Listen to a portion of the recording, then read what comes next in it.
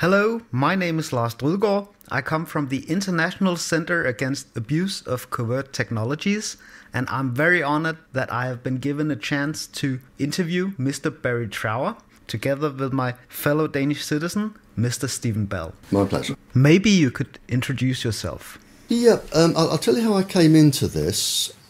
In the 1960s, very early 1960s, I trained with the government microwave warfare establishment.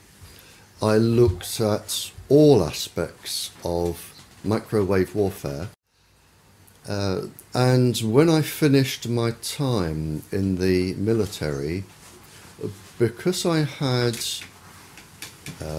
a lot of expertise in the microwave field, I was asked if I would carry on with this research, and some people blow this out of all proportion. I was an agent. I don't like the word secret agent, because secret agent, when you say secret agent, people think of James Bond, who wasn't a secret agent and he wasn't a spy. James Bond, the fictitious character, is military intelligence, and I wasn't military intelligence. I was an agent. I collected information secretly, and I spent 11 years collecting information from spies who were a very small part of my work. I also questioned international terrorists, international criminals, anybody of immense interest I questioned, and I trained for quite a few years to learn how to do this.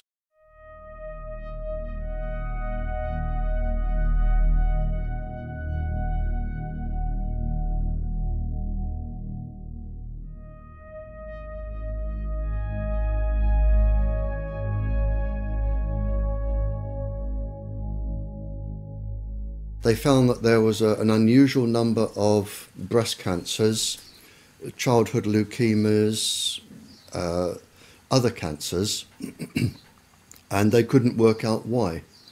So they changed some of the staff, and then they went down with leukemias and cancers.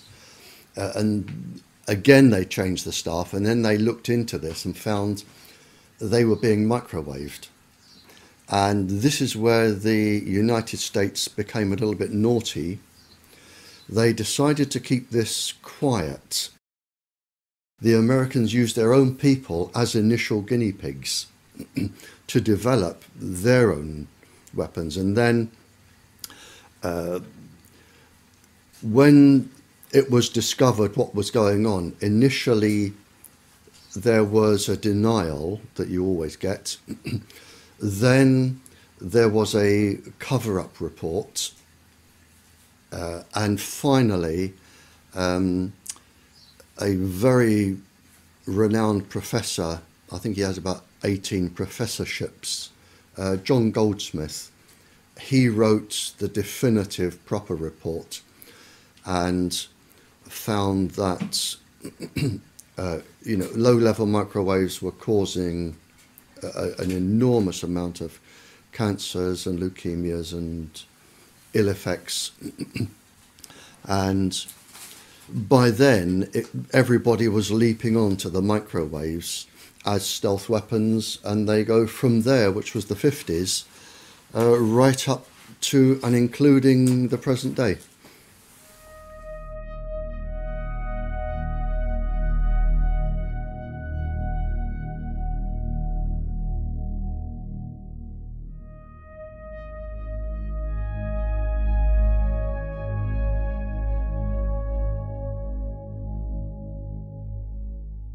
The ladies were protesting about having American missiles on English soil. Mm-hmm. And it was a peaceful protest. All they were doing were camping outside the perimeter of the American base. There was no violence, no swearing, no shouting. It was a peaceful protest. And it was found that from the American base, the ladies were being microwaved, and it was actually measured. They were being microwaved to make them sick. And in fact, when the figures came out, there was a disproportionate amount of tumours, personality changes, suicidal tendencies of the ladies. They were deliberately microwaved by the Americans for protesting about their base. You know, with one pulse frequency, you can just make people so suicidal, they can't be bothered to act like a demonstrator anymore. All they want to do is sleep or lay in bed all day. So, so if you're targeting demonstrators, you make them suicidally depressed, and they don't care about demonstrating anymore because they're too upset.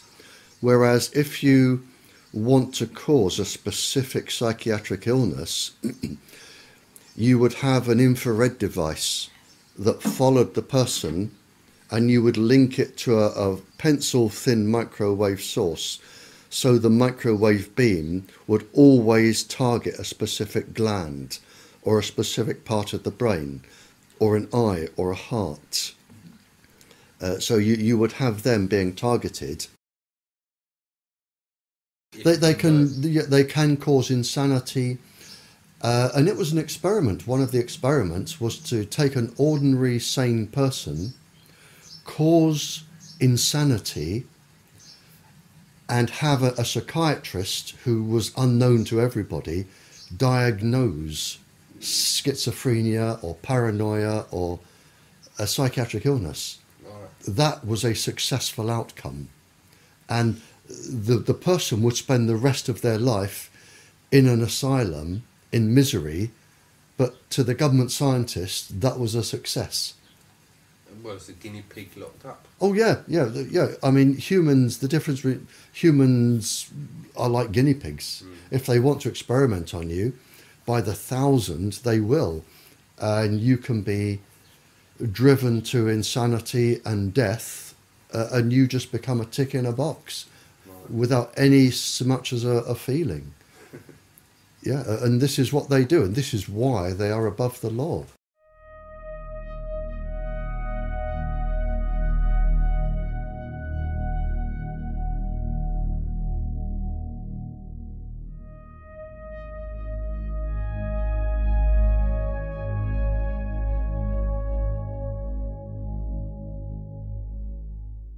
It wasn't until around the 70s that this became secret. For some reason, it was talked about openly. You know, if I'm talking to a spy and I want to find out where the spy was trained, how the spy was recruited, over the 5-year period of training and everything that went on, it's going to take years and years and years. But if you want to talk about microwaves and chips and microwave weapons, they'll just talk about it over a biscuit and a cup of tea. It wasn't secret. Most governments talked openly, or people talked openly about it. It wasn't until the 70s, mid-70s, that I think the full potential of this globally came into force. And the governments decided then to put everything under the Official Secrets Acts. But until then, nothing was secret. It was just talked about openly. That's actually very interesting. Yeah, I mean, it just wasn't, people didn't know about it. It wasn't general knowledge. You wouldn't meet somebody in the supermarket and say, have you got a chip in? But the people that had them knew they had them, and they would go around talking about them, and other people would talk about them. Whereby with the special forces you could send down, if you had an idea roughly what country they were in, you could send down a beam from a satellite. The chip would be switched on by the beam, energized, and would send a signal back. You've got that type of chip. The other type is when it is pulsing continuously to stimulate, let's say, a gland in the body at a set frequency to produce a specific chemical that will produce a specific biochemical response in the brain. So you can have one working permanently, and you can have them working intermittently, and you can have them that will only work if they are stimulated. Yeah, I mean, voices are the easiest ones because all you have to do is stimulate the cochlea with a set resonant frequency. It's very easy. Voices are very easy, and it isn't people imagining voices. They physically hear them. They physically hear, as I'm talking to you, my voice isn't inside your brain. My voice goes no further than an inch into your ear, no further at all. It's the electrical signal that makes you interpret how I sound. And once you've got this electrical signal, which can be a chip or lots of things, you can physically make people hear voices, certain voices. And it can be any conversation, and it can be anybody you want to hear. It can be a soft, angelic voice. It can be a god. It can be something that scares you, like a devil. It can be anything.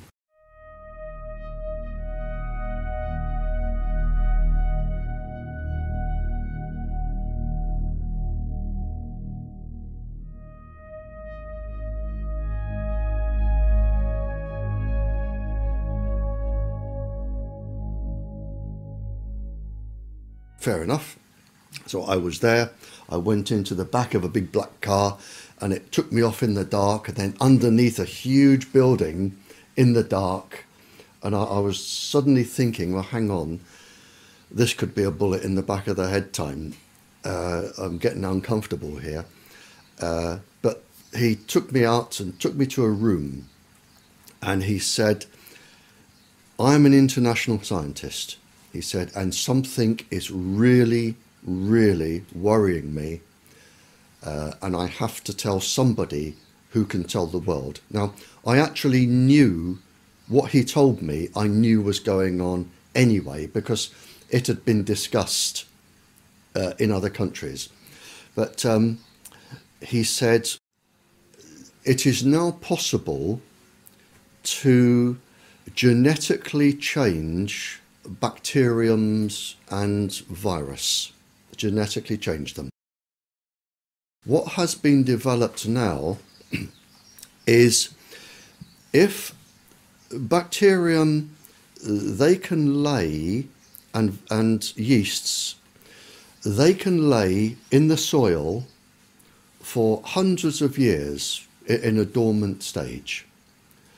And it's known by grave diggers or people who dig up old graves, that it's possible when light comes on the bacterium to regenerate the bubonic plague that's been laying in the ground for several hundred years.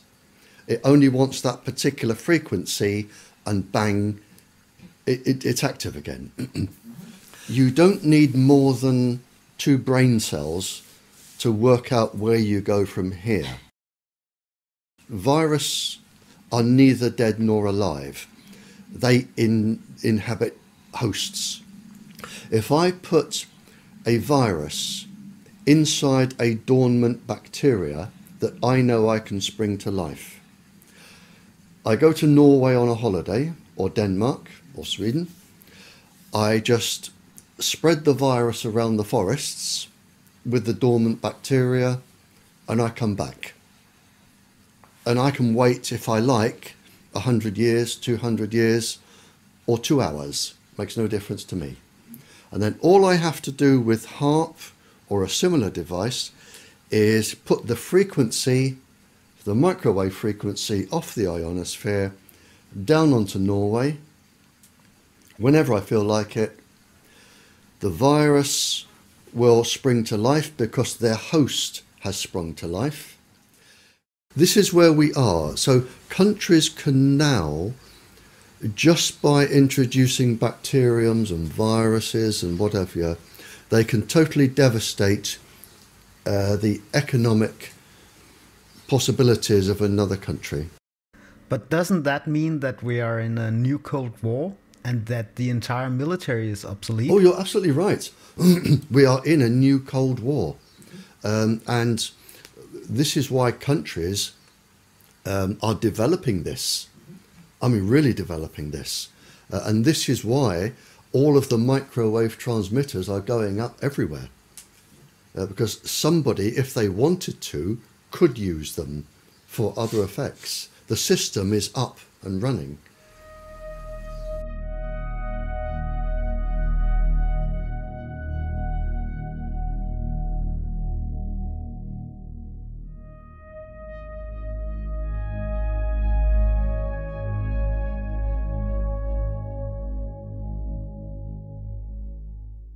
In a 3-month period, I had 5 lady police officers in this house, all with cancer. I've had a series of calls from officers saying that their personalities have been changed. Whenever I go to a country, and I think the year before, I did 6 countries, I think last year or the year before. The questions always come around to tetra, and they always come around to aggressive behaviour from the police since they started using tetra. And I have the government documents that say this can cause neurological damage, this can cause cancer, this can cause aggressive behaviour and personality changes. This was at the beginning of the experiment, and the experiment with tetra is not due to finish until 2018. So it's an experimental system. The United States one was quite interesting. It was to do with special forces. Probably 5 or 6 years ago, they came back from a mission. And of the 6 or 8 gentlemen that were in the special forces, 5 of them, I believe, went home. I think it was 5 or 6 went home and severely beat their wives or children or both, where some of the wives died, some ended up in hospital, but they were severely beaten.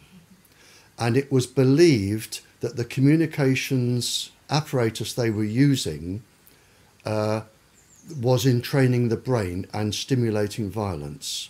And this was Fort Bragg. Now, I either had a phone call from Fort Bragg or I had a phone call from the embassy to ask if I knew what frequencies could cause this. Because I ended up talking to each. And I said, don't tell me, I will tell you what frequencies they have been using. Now, the special forces don't just hold them up, they're on permanently. So we're talking massive entrainment, far beyond what the ordinary person would suffer. But it induced such a level of entrainment and violence. So I told them what frequencies I believed they would be using. I sent them documentary evidence, and the whole thing was hushed over, and it was on the news, but then they obviously, I would imagine, changed the frequency.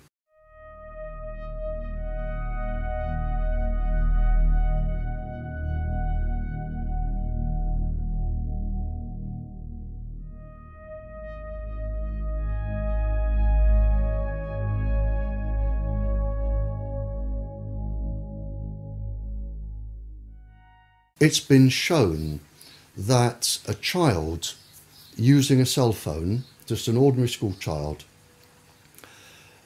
If the child uses the phone for just 2 minutes, the brain waves can take up to 2 hours to return to normal. 2 hours. And that's been published. Now, in those 2 hours, the child's brain is not acting as it should, and it could demonstrate itself in a number of ways. For instance, if the child were in school and made a quick call from the playground, it could be lack of concentration, hyperactivity, bad behaviour. It could be anything like that. And that would slowly ease off over 2 hours. Now that's just from 2 minutes. Now if a child makes a phone call every couple of hours, the brain is going to be entrained permanently. And it's already been published by the industry that a child using microwaves just before bed will have his or her sleep totally disrupted by entrainment. I cited, I think, 200 schools in Europe where a transmitter had been put in or near the playground where they had leukemia clusters. Some of our own MPs here have stood up in Parliament to say that they have 11 children under the age of 11 with leukemia around a transmitter, or 18 children. I mean, it's so. I mean, cancers are reaching epidemic proportions. There are lots of different types of cancers coming up now. I know in China, they've just had a 3,000% increase in parotid gland cancer, which is the side of the face where you would hold a mobile. We're getting cancers of the eye coming up. Obviously, brain tumours. In fact, brain tumours are quite enormous now in terms of numbers. That I read a report, and I read this out in Canada last year. People are so worried about the numbers of brain tumours that they've re-diagnosed 10,000 brain tumours as endocrine cancers to take them off the statistics. And I do know that in the European Union, we have been told that cancers are at epidemic proportions, and we're talking generally cancers between the ear and the brain.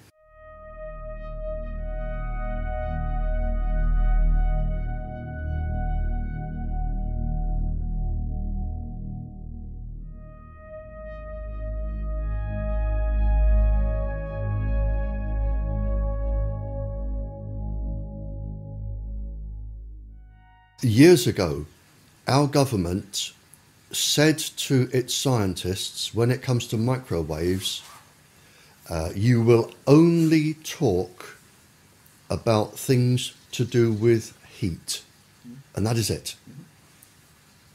So they won't even discuss anything else. They will deny anything that doesn't have anything to do with heat. Yeah. They even deny all of their 40 years of research leading up to this. Yeah. Although they've said this can cause cancer and all the damage, they say, no, it can't. We're only looking at heat, and heat is all that matters. Yeah, I prefer to call it lying. All right. Yeah.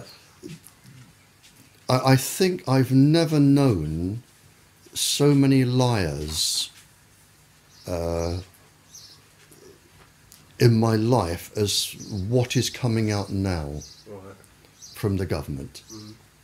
I mean, put it simply, they did all the research, they knew the dangers, and then they decided to lie to the public for no other reason than to save themselves with lawsuits and to make money for industry.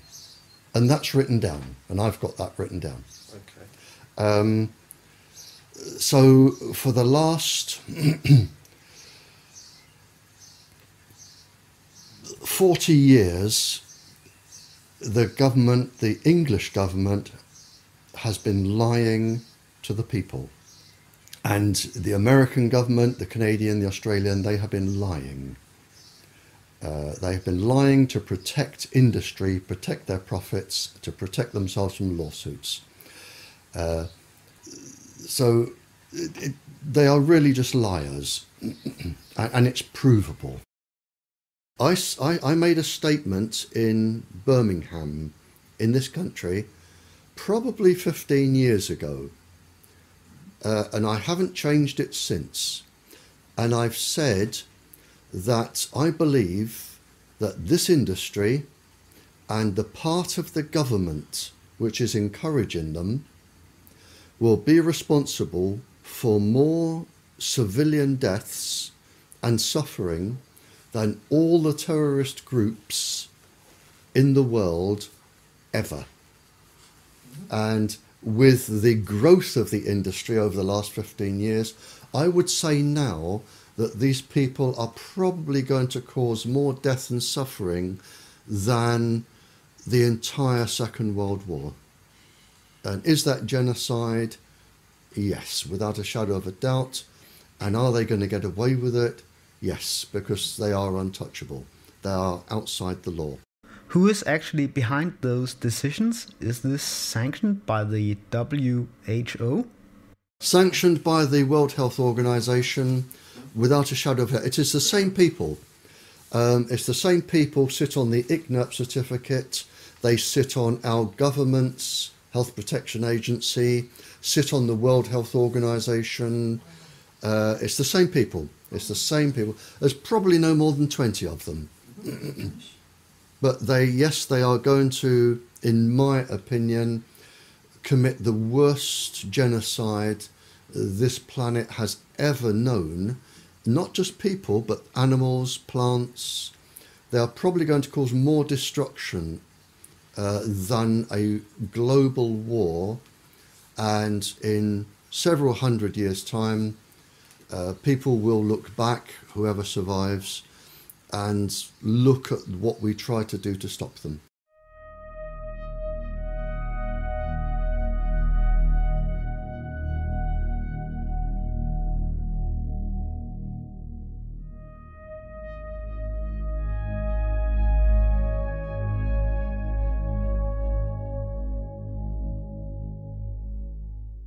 Operation Paperclip. At the end of the war,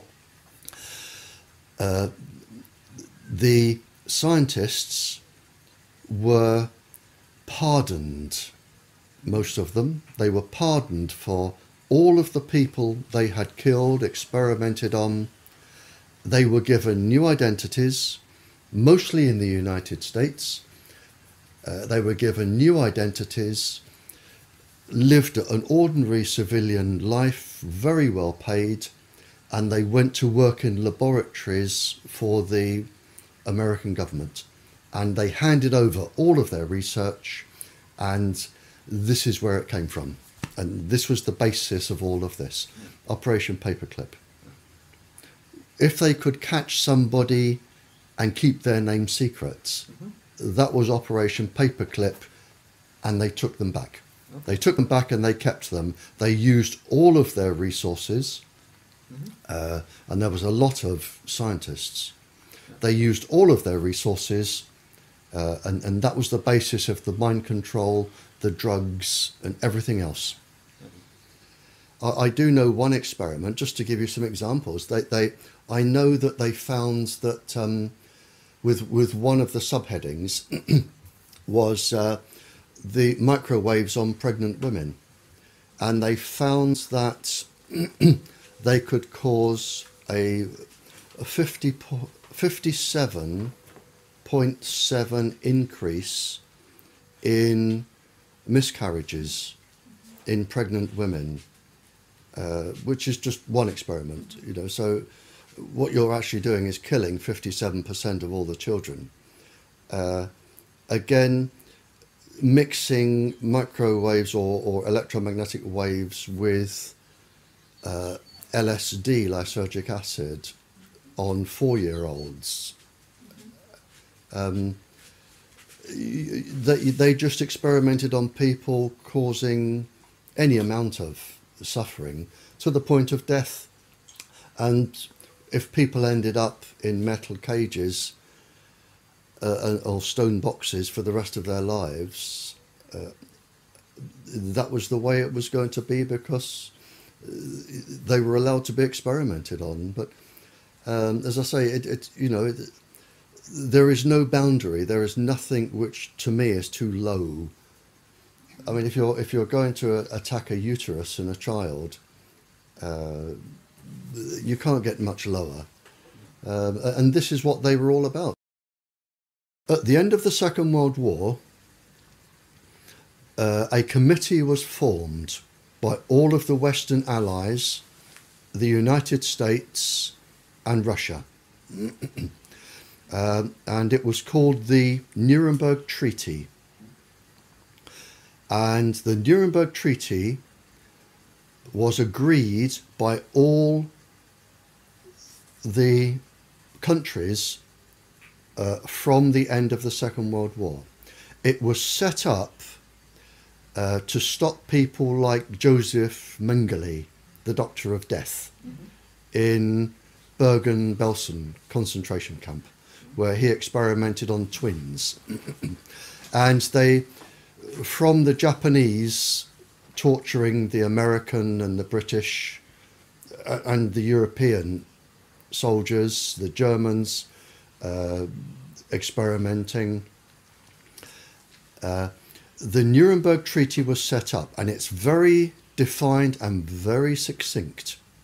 And it says that no person may be experimented upon for any reason, and this includes microwave irradiation, for any reason without their consent.